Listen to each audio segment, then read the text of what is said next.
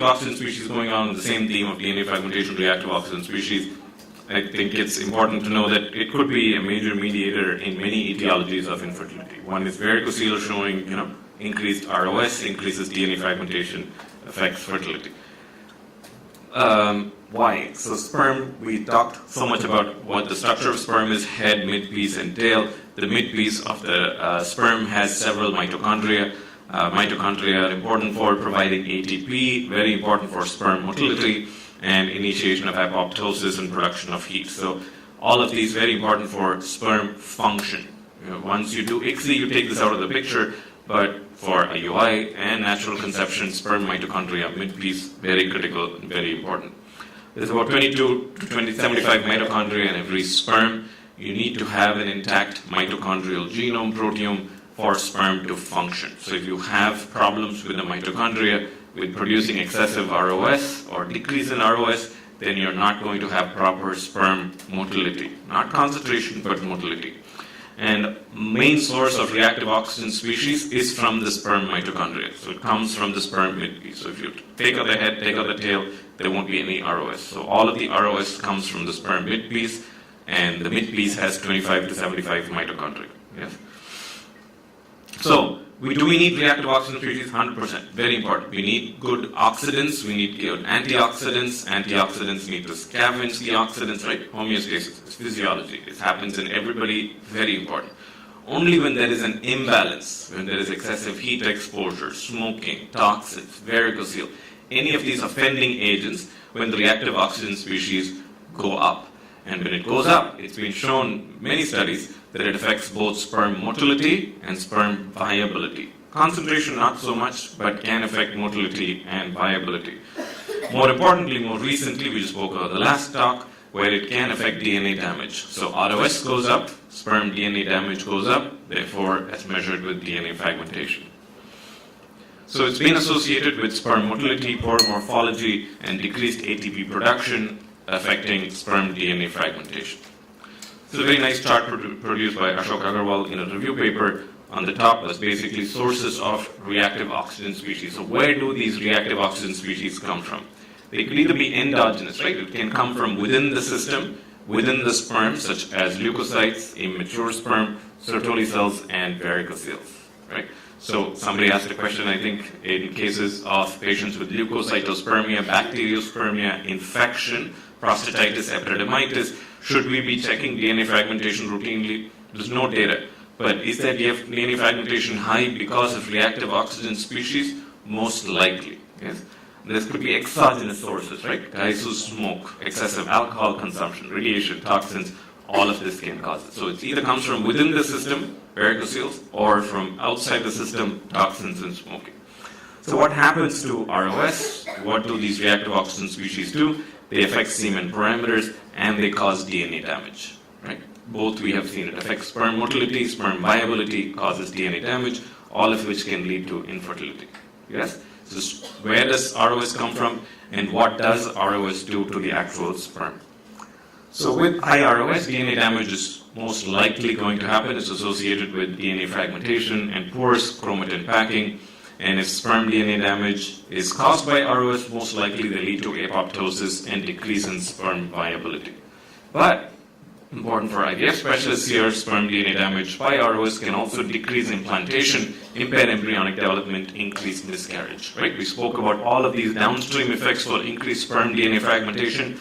Same thing with reactive oxygen species. Right? Not fertilization defects. Fertilization will happen, day 3 will happen. It's only after that where the embryo may not progress, they'll have recurrent implantation failure and recurrent miscarriage. So what do we have to do? This is increased ROS, or at least we know there is increased ROS. We're not going to measure ROS because measuring ROS takes a lot more money, time, and effort than just giving patients antioxidants. So we don't measure ROS, but it could be a deficiency in this antioxidant. So what should an ideal oral antioxidant have? Right? It should achieve very good levels in the seminal plasma. It's not important that it reaches blood levels very high, but it's important that the semen levels of these antioxidants also increase. And importantly, it should also improve the scavenging capacity of the seminal plasma and decrease some of the oxidants and the ROS present in the semen. So one of the most common antioxidants that are being used and have been studied Some of the most studied are the first three. So one is coenzyme Q10, second is L-carnitine, and third is lycopene. And the last two over here, zinc and selenium, have also been studied, but the data on these are not as strong as it is in CoQ10 and L-carnitine. So what is CoQ10? So it's a cofactor that's present in the mitochondria. It's very important in the electron transport chain. It's part of the aerobic cellular respiration. It's normally present. Ubiquinol is one of the reduced states of CoQ10. It's a strong antioxidant, and it's not just an antioxidant on its own, but it also can regenerate some of the other antioxidants that's responsible for scavenging the ROS.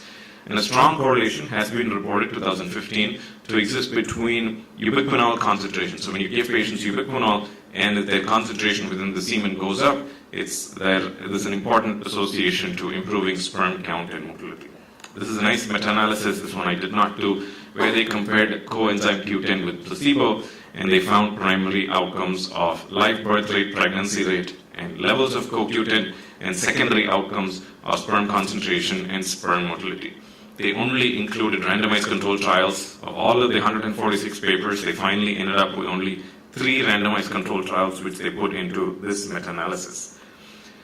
Nice meta-analysis basically to show that coenzyme Q10, so if you give it in orally, you're able to improve its concentration in the seminal plasma, right? It's achieved its first goal. It goes up not just in the blood, but it goes up high in the seminal plasma as well.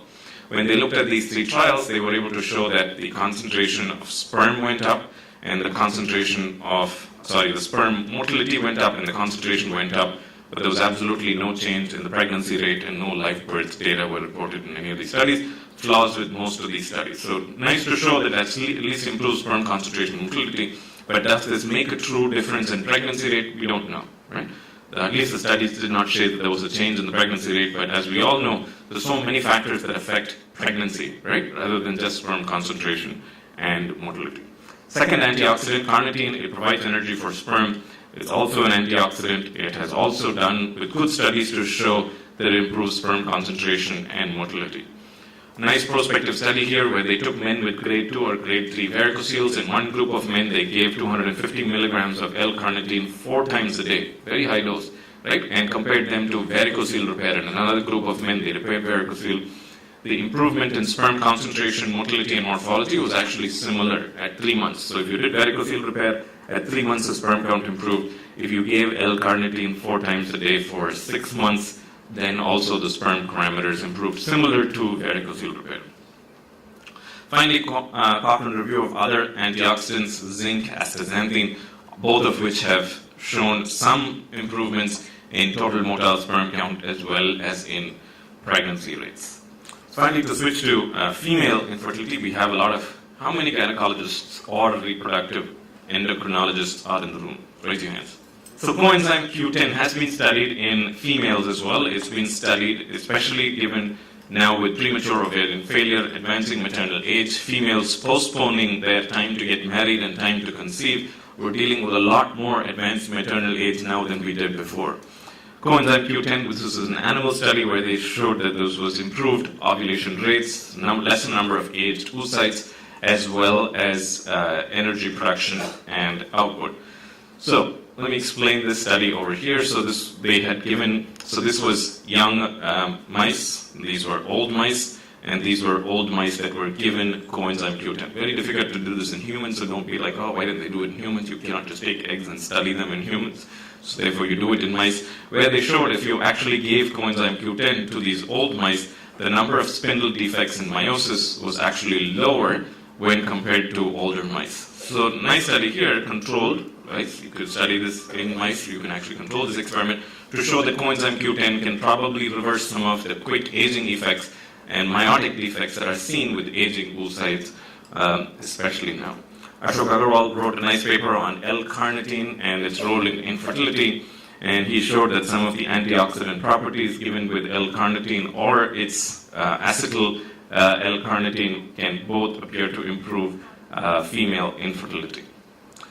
Moving on to omega-3. Omega-3 has been studied not with premature ovarian failure or aging oocytes, but actually with reproductive hormones and anovulation. Women who are consuming the highest level of omega-3 fatty acids were less likely to be anovulatory, and they were associated with improvements in hormonal patterns. So, not a causative study wherein they didn't give females omega-3, they just took a whole bunch of women, measured their hormones, and asked them how much omega-3 they take, and women who were consuming the most omega-3 appeared to have the least amounts of anovulation.